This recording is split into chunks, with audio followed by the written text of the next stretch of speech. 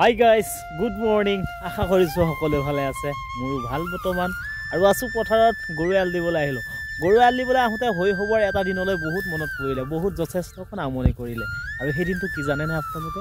সেই দিনটো হৈছে এই আঘোণৰ পথাৰত যেতিয়া সকলোৱে ধান দাই পানি ডাঙৰি নিয়াৰ পিছত আমি ওলাই যাওঁ ৰাতিপুৱা মোনা এটা লৈ পানি। কিয় জানেনে? সেয়াই হৈছে লেচেৰি বুটলিবলৈ যাওঁ।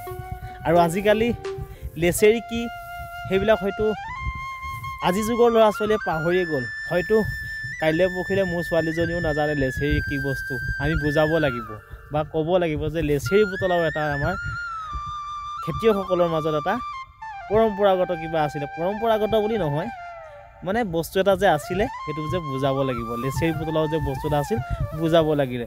কিন্তু আজিকালি সময়ৰ লগে লগে কিছুমান বস্তু হেৰাই যাবলৈ ধৰিছে। আৰু এতিয়া আঘোণৰ পথাৰত আছোঁ। আৰু মোৰ বয়সৰ যিসকল ল'ৰা, মানে 15 বছৰ আগৰ যিসকল মানুহ আছিলে গাঁৱৰ, তেওঁলোকে হয়তো লেচেৰি বুটলিছিলে। তাতোতকৈ কি ডাঙৰ কথাটো জানেনে আপোনালোকে?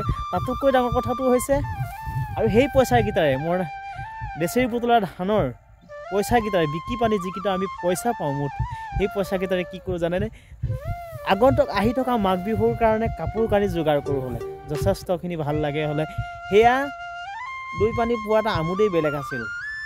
কিন্তু তেতিয়াতে 100-200 টকাই যথেষ্ট পইচা আছিল। কিন্তু আজিকালি 100-200 টকাই যে একোৱেই নহয়।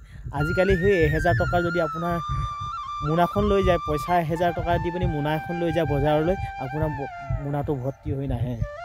আজিকালি 1500-2000 টকা লাগে বজাৰখন কৰিবৰ কাৰণে।